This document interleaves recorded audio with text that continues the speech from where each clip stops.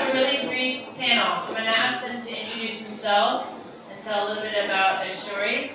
I have like 1 or 2 questions, but really this is about you asking the questions that are interesting to you. Hi, I'm Anselm Smith. I was actually, despite my name, actually French, raised in France. I did my studies here in the school. I'm very glad to be able to do some advertising for l'ISEP, Institut Supérieur d'Électronique de Paris, so nothing to do with computer science. This back in the days, unfortunately. After this, I did a PhD at Paris 6, Jussieu. And after this, I pretty much went more or less directly to California. So we're in '97. Sun Microsystem was the place to be at that time. So I went to Sun Microsystem. Sun Microsystem invited me to join them. And after 2 years there, I felt like I didn't come to Silicon Valley to be in a big company, so I figured I should join a startup, which I did. Ironically, it turns out that real names, the startup I joined, one of the very first company that actually did a commercial deal with Google in '99. After this, so this company failed for all sorts of reasons. I then went to do my own company, distributed database, which was a massive failure. We spent a year writing software, and we realized by the end of that year that we had no customers, which is kind of a problem. So the VCs told us very nicely that they would not fund us anymore. And then I joined eBay. eBay was the first time I actually ran into a consumer website, and that was fascinating to me. One of my claim to fame was to actually I implemented the spell checker for description of eBay items, which is quite something. If you look at an eBay item, you'll figure out what I mean by this. The vocabulary in eBay description is interesting. After another 2 years at eBay, this guy at Sun that I had worked with several years before told me that I should meet with some other guy and have lunch with him, which I did. And this guy convinced me over lunch to actually go to a startup with him. And he promised me that if I joined him, I'd be CTO, it'd be awesome, he'd get some money, and that we'll have an office in 2 weeks. All of which became true, literally. I told my wife after that lunch, I said, I'm leaving eBay. She was not happy. I did leave eBay. Literally that was June 15. On July 1st, we had offices in Palo Alto, 10 million in the bank, and we were ready to fly. So I started out, I lived in Chicago. I went to the University of Illinois. I did math and computer science for undergrad. I also came out to California. However, I was sure that I was going to be an academic and I was going to do nothing useful purposely. I wanted to be very academic. So I went to Stanford, I got a PhD. Around the end of the PhD, as is natural in California, you get involved in a startup. So I started a startup with my advisor and my office mate. We raised money from Kleiner Perkins. And so our idea is that maybe like 10 years ago, or maybe 15 years ago, Yahoo had organized the web manually. And then after that, Google came along and did this wonderful job algorithmically saying, we're not going to have a directory structure of the internet. We're going to have algorithms, and it's going to be better, and it's going to be more efficient, and your life will be nice. And we had a similar idea. We thought we would do something for your friends and social. Like right now, Facebook is essentially a directory structure, Google Plus is a directory structure, Twitter just a list. And you can do something more, and you can make people better friends, and I think better people. So we worked on that, and we had some interesting technology. We got to work with great investors. And then also we had a conversation with Google. At the time, it was Vic Gatundra. We had dinner with him, and something very similar happened. Soon after that, we were acquired. I've been at Google for almost 2 years now. So hello, I'm Martin. Most of you know me by now because I also organized this event with all of the amazing speakers that joined us today, so thanks to all of them. And yes, I spent 2 years at ST Microelectronics, freshly out of college, in Bristol, in the UK. Right after that, I joined a startup called MobiPocket. And this startup was doing something that was strange, and some people even told us that it was evil. We wanted to make books electronic. So we were in 2000 when e-books were kind of hot because at that time Microsoft invested in the idea and we pioneered e-books on PDAs at that time. So Palm Pilots, Pocket PCs, and so on. This ran, I can't say successfully, but it ran. There were people who were telling us that what we were doing was useless. Publishers were mostly telling us that what we were doing was evil, that we would destroy culture. What they meant by that is that we were disrupting the existing business model. But when we talk to a publisher, he calls that destroying culture. But on the other hand, we also had users who were in love with the product. I remember in those days, reading on a PDA was not so easy. We didn't have Retina screens in those days. We had one sci-fi series that had 16 volumes. For some reason, we didn't get the rights to volume number 16. And we had complaints. People who read all the 15 volumes on their shitty Palm Pilot PDA, and they were complaining, where is volume 16? So there was engagement, definitely, but it wasn't a bang. No, nothing like that. And then something very bad happened, the smartphone. So PDAs died because phones became PDAs. But phones, if you remember at that time, had screens even smaller than a Palm Pilot. And the first smartphones, they had these postage stamp sized screens where reading was completely impossible. I mean, it's challenging on a Palm Pilot, but it's completely impossible on one of those Nokias of the early days. And so even our not so great business went boom, but we still believed in it. And well, it just happened that around 2005, Amazon had this crazy idea that they would change their business model from physical books to electronic books, and they started shopping around for someone who had the technology, and we happened to have the technology. The technology for creating the books, the file format, the distribution, the catalog, the reading technology on mobile devices, well, the whole stack. There was nothing, so we had to do the whole stack. And we were happy enough to be acquired by Amazon to actually make the Kindle. And it's funny, nobody here talked about the post-acquisition experience, which I talked with all of you guys, and it was pretty terrible for all of us. So I know that all of you are dreaming of being acquired, but be warned, being acquired is the end of your startup. You get money, you walk away. Or you get money, you work on something else in the company where you were acquired. Don't dream of becoming the new VP of the company because you had these ideas you were acquired and you will become super important at Apple. That doesn't happen. So I was going to ask you about timing. I think a lot of startups fail and succeed based on timing. Like a lot of companies in general. You talked about the Palm Pilot going away, coming back. If you had somehow foreseen smartphones and created that, but it still worked out, right? Like a lot of the situations. So for yourself, what do you think right now, if you're speaking to this audience, would be at the timing for them? What trends would you suggest that they look towards to create great applications for? That's a very difficult question. If I knew, I might be on the other side. I'm just kidding. The one thing I'd say is timing is of the essence. I mentioned this failed database company. It was just too early. Even though the database was quite really, I'm biased, but the software was great. The concept of having a database that could fail just wasn't. It wasn't 2,000 people were using Oracle. They had those transactions and they didn't want to see a database. It was too soon. By the same token, at Lana, we started with CD trading. CD, that is a fantastic thing. And basically what we did is we let people exchange CDs over postal mail. And in retrospect, the one thing I will say about timing is it's of the essence. And if you don't have it right, you will fail. And the best way to figure out if you have it right is to check if you have users. So CD trading was an awesome idea, and it took a year for us to realize it actually was not anymore the right time to deal with CDs, and we moved into digital music very quickly.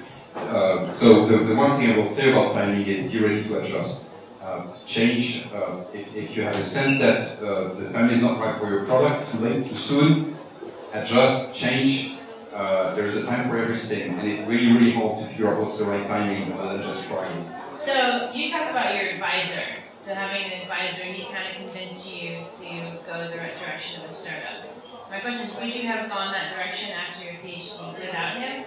And how do you suggest these guys find that person, that advisor, that mentor, that kind of experienced, seasoned entrepreneur? Yeah, good question. I think the most important thing for people you work with, so if you've done a PhD, you know it takes a long time. So I had done a long time of work with my advisor and also my office mate. We started on the exact same day. We went to all the college visits for graduate school at the same time. So I'd known these people for about 7 years. And I think that, more than anything else, is having reliable people that you can count on is really important. Because there's lots of times where you will be in conflict. Essentially, it's a changing landscape. People come in with different opinions. And if you don't have successful ways of resolving these different opinions, this conflict, then I think the startup will just fall apart. So being able to do business with people that you know very well and you've worked with in the past is fantastic. Also related to that is that my advisor has done startups before, which I would highly recommend. If this is your first startup, then hopefully you're working with someone who is not their first startup. I think that there's certainly a trend, investors notice this, is that they invest in companies that have one of their founders who's had a successful exit before. It's just more common. Or unsuccessful. Or unsuccessful, but an exit. Yeah, it's interesting. There's always this talk of failure, and I think failure is obviously not a bad thing, but there's a really interesting blog by Kraus, who's a partner at Google Ventures, and the blog post talks about how failure is a good thing to get under your belt, but if a trend is success over and over, and that they often follow those founders. So even for yourself, finding people who have been successful in the past, like, it's a great way to just learn what that feels like. Martin, my question is, since these two guys over here talk about the Silicon Valley, and they started their big startup careers there, what do you think about for these guys? Do they need to go to Silicon Valley? Can they stay in France? Like, what's your recommendation for startups trying to make it here? So first, I will quote my former boss at Moby Bucket, who famously said that he was stupidly idiotic of having founded his company in Paris. He said that of himself, so I can say it.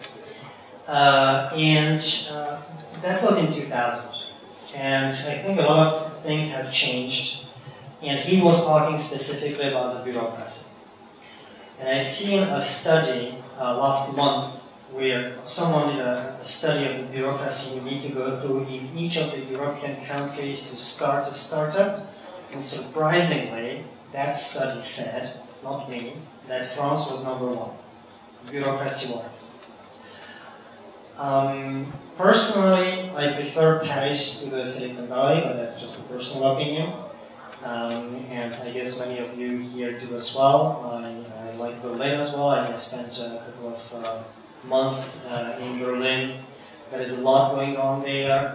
London is fantastic for startups. So I definitely think there's a lot to do here in Europe.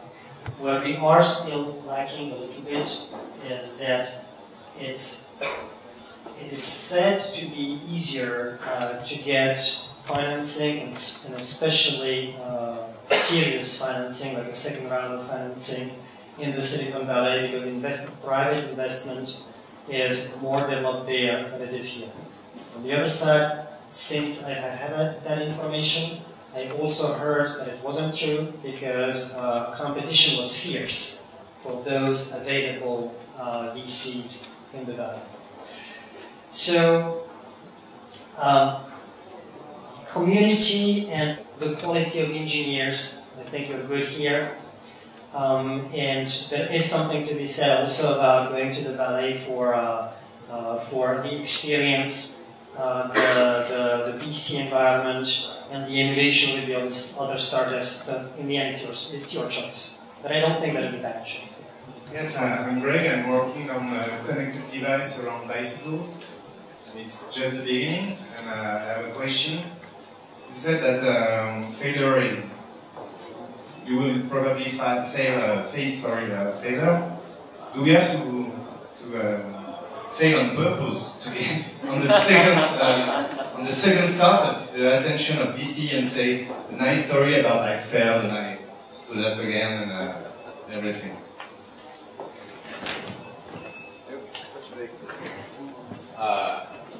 I think succeeding is better than failing. Yeah, there's no reason that I don't think VCs. It's not the thing I was like most surprised, and maybe I shouldn't be surprised by this at all, is that they were all really smart. All the VCs I talked to, I was impressed by them. They are more on like the people side of things, and they don't always understand the intricacies of the technology, but they really are experts at their field. And they've had a long track record of being good at what they do. And I think what they've noticed is that people who succeed continue to succeed. And maybe this is not like a brilliant insight, but they're not going to be won over by some story or some background. They really want typical things that you need to see before investing in a business. What are the backgrounds of the people? What's their track record? Do they have like the skills to execute on this? Do they have a vision? Will their vision like make money? How will they exit? I mean, they're looking at basic things, and I would focus on these basics before you think about any way to, I guess I would say, game the system. And when I said about failure is not that failure is good, but here failure is regarded as a stigma. You fail, you're a failure, you know. That is not the case. You can talk with people who are serial entrepreneurs. They tell you, I've done this and this, and I've done this as well. And so you ask them, how did it go? Oh, it all failed. But now I'm doing this.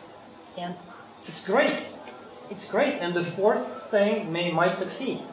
You look at someone like, well, the famous example is Richard Branson. He did so many shitty businesses before he actually started his recording business. And he had success there because he found one artist that actually became successful. And from there, he went on to do the whole rest of the Virgin Empire. So the message was just, failing is not a stigma. Failing is experience. Hi, it's Raphael again from Speed Show. A new way to take notes in a more smarter way. So, each one of you, what would be your like #1 advice with your previous startup experience? Okay, so I'll start.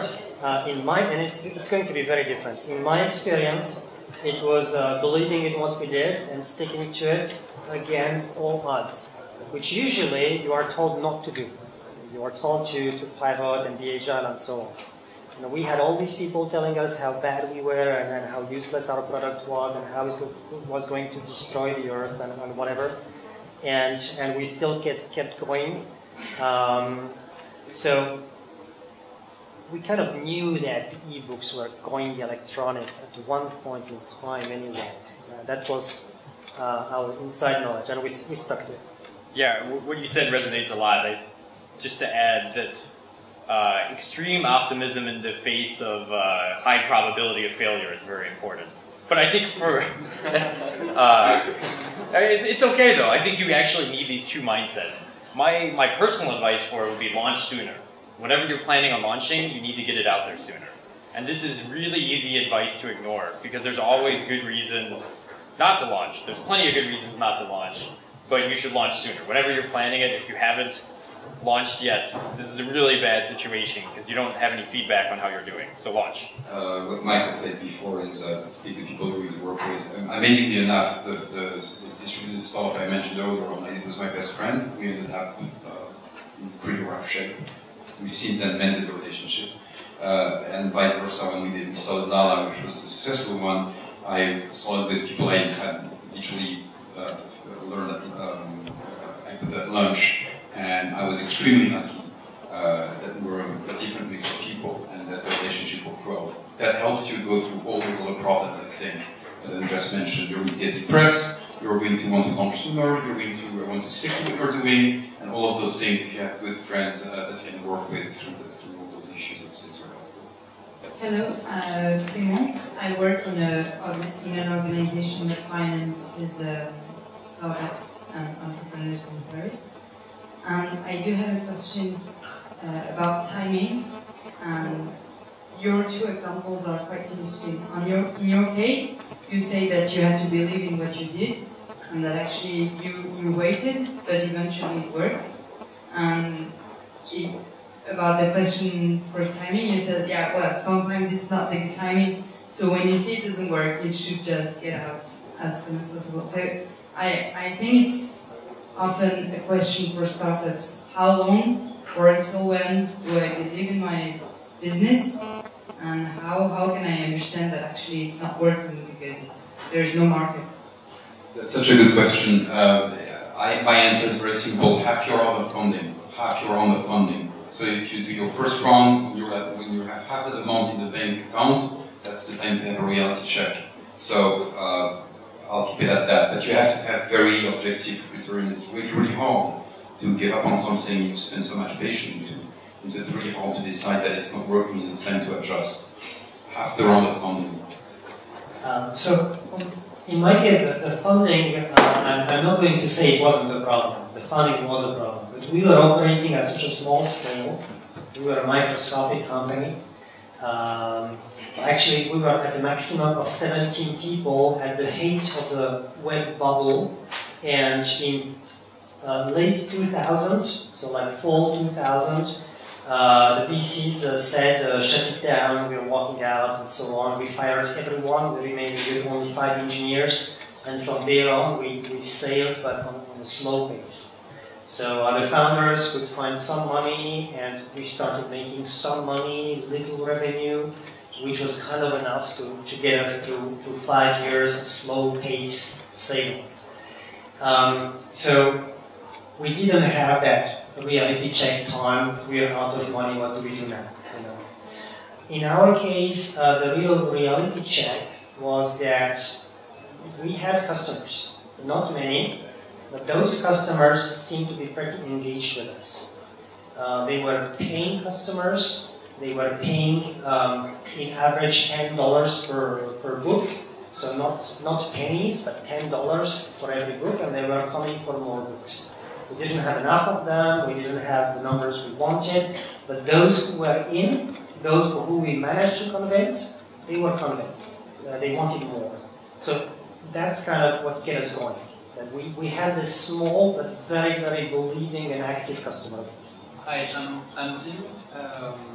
My company does YouTube, and it does a lot of different things, but mainly related to streaming video on the internet. And my question is one for in front of you. I don't really believe that you got acquired because the dinner went nice. And my question would be, why exactly was your company acquired? Is it because you had great clients, just great technology, a mix of everything? You know, what was exactly in your opinion, the precise reason you got acquired by giants? So in our case, we had a very good exit, I should say. Let's be clear, I mean a very good financial exit. And we were lucky enough to have several people fighting for us. I think the reason they were fighting for us is because they were afraid of each other's having us. And so that was the case because we were clearly on the ramp-up of users, all the numbers were going up. And so Apple was worried that somebody else would get us. And it's a good place to be. But I want to point out so that we never, ever work toward being acquired.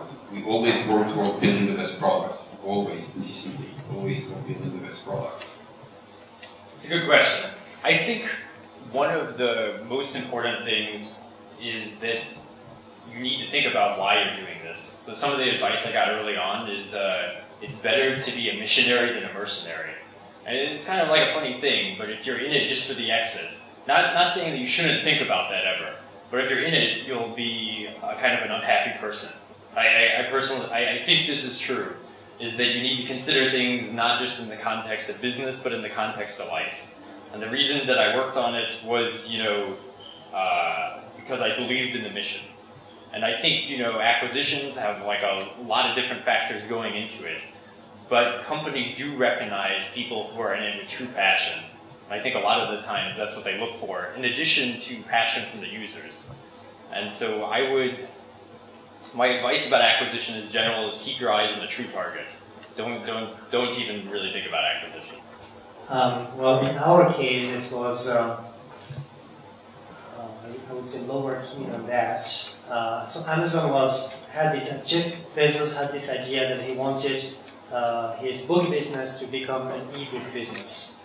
And that's something that he promised his shareholders because Amazon at the time was a bookseller, and everybody kind of had this idea that physical goods, one day or the other, especially cultural goods, that are going digital. Hi, Mathieu from Bimago, book charter company. Just before you said that it was difficult to accept that to be acquired by a giant, and don't you want to create a new startup? Sure. It's actually, I'll say, interesting. The majority of founders that Google acquires, and a lot of founders that come to Google after starting a startup, the majority of them, so about 50% stay at Google. And it's probably because they let us have a lot of freedom to sort of have our own internal startup. So actually, my startup was acquired by Amazon, and what happened is I was one of the first engineer at that startup. I wasn't the founder, or the first engineer. What happened is that after the acquisition, of course, the founders left as soon as the contract allowed them to leave. It's always like that. And you get this clause in the acquisition saying you have to stay for a year and a half, and you negotiate the clause so that it's only half a year, and then you leave as soon as you can. I don't know why, but that's always what happens. And then Amazon asked me to be the CEO of that startup, which now was a subsidiary. So that's kind of the reason I stayed a couple of years at Amazon, because at that time it was a challenge for me, and I liked that challenge. Now I came over to Google. I do something completely different, developer relations. So I see a lot of startups, and I love the innovation that I see and all the energy that is out there. Of course, it's tempting, but I can't say here on a video that my boss will actually watch that I'm thinking about leaving. I gotta answer this one too. Yeah. Okay, so do I want to do something else? I think the answer is eventually I will. But you know, life is pretty long, and I'm very happy where I am right now. So the biggest difference is, or two big differences. One is surprising, one probably isn't. So the surprising one is that I learned way more at Google than I did at the startup. So at the startup, I learned very little about very many things, but overall, it wasn't a lot. Like, if you added up all my learnings into a bucket, it was just like a whole bunch of random crap, and you know, a little bit about PR, a little bit about marketing, a little bit about programming, a little bit about databases, a little bit about algorithms. I feel like at Google now, I'm working on something that I care a lot about. So I did my PhD, I'm working on algorithms now, I do recommendation systems. The amount of data we have here is amazing. I really enjoy this, so I'm going to stay probably for quite a long time. The second thing, which is the obvious one, is that I don't have existential stress in my life anymore. I used to wake up and worry about the company and about the people who were working there, because I knew if I screwed up, the company would be over. Like, you have to go in someday and tell these people, we're out of money, I'm laying you guys off, that's it. And this is, I think, a very stressful situation to be in. And maybe it's exciting too, but right now, I feel like I focus on what I do, not like some abstract, not some bad result that will come from my actions. This is because I believe in the mission of Google, to organize the world's information, make it universally accessible and useful. I really do believe in this. I think this is a good thing for the world. I think it's made the world a better place. And I don't worry about Google's financial health either. So I can come in, I can work towards that mission, and do the kind of work I enjoy doing every day. I don't have much to add to that. That's it. Thank you, gentlemen, all for joining us, and you guys all for coming today. We really appreciate your time. Let's give them a round of applause.